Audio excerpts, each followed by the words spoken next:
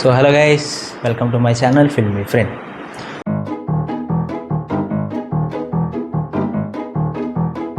So just ఇప్పుడే నేను రావ్ బహదూర్ అనే సినిమా చూసి వచ్చాను.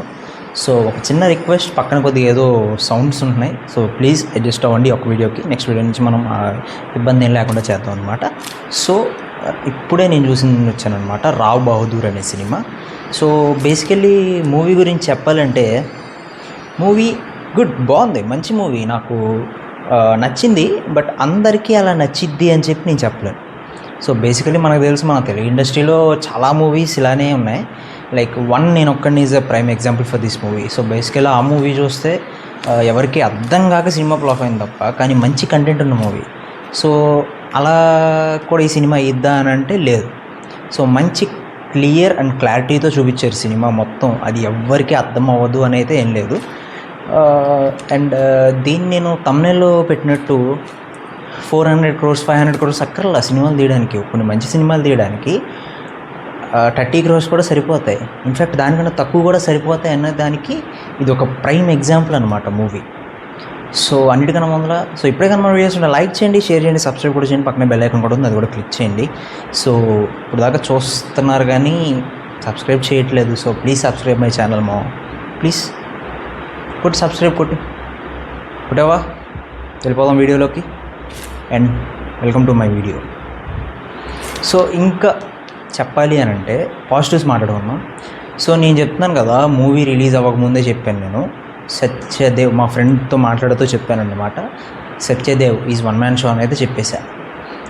సినిమా హిట్ అయినా ఫ్లాప్ అయినా ఆయన యాక్టింగ్ అయితే ఎర్రగ తీస్తాడని అయితే నేను చెప్పేశాను. మా ఫ్రెండ్ నేను కూర్చొని మాట్లాడుకున్నప్పుడు చెప్పేసాను అడిగి. సో ఖచ్చితంగా సినిమా అయితే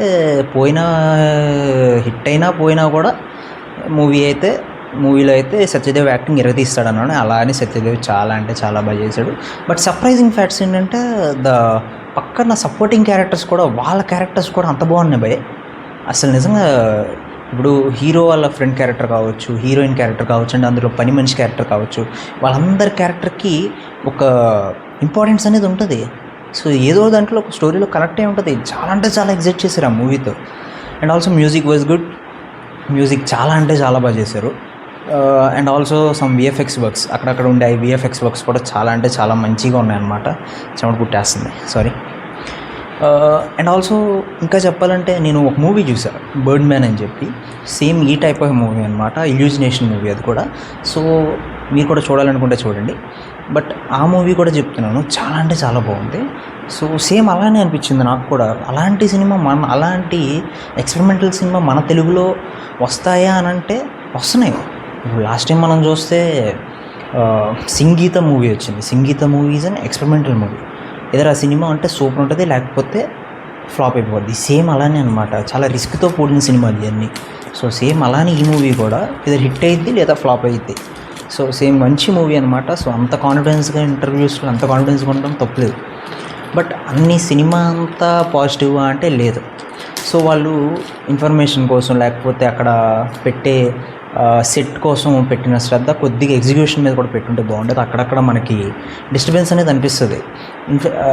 ఇన్ఫ్యాక్ట్ నేను ఓపెనింగ్ సీన్ అయితే నేను కొద్దిగా ఎక్కువ ఎక్స్పెక్ట్ చేశా, కానీ అదంత అనిపించలేదు. బట్ అది మనం క్లైమాక్స్లో చూడంగానే వావ్, ఓపెనింగ్ సీన్కి కూడా ఒక మంచి అర్థం ఉంటుంది. So this is the review of Rao Bahadur. So నచ్చితే లైక్ చేయండి, షేర్ చేయండి. అండ్ ఆల్సో ఇంకొక 1 hour or 1.5 hourలో నాగబంధరం మూవీకి కూడా వెళ్తున్నాను. సో ఆ మూవీ రివ్యూ కూడా ఇస్తాను, తొందరగా అప్లోడ్ చేస్తాను.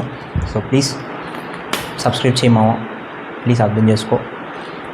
నువ్వు కొట్టట్లేదు, చూస్తున్నావు కానీ, అండ్ లైక్ కూడా కొట్టి, ఇలా థమ్స్ అప్ సింబల్ కూడా ఉంటుంది. Thank you.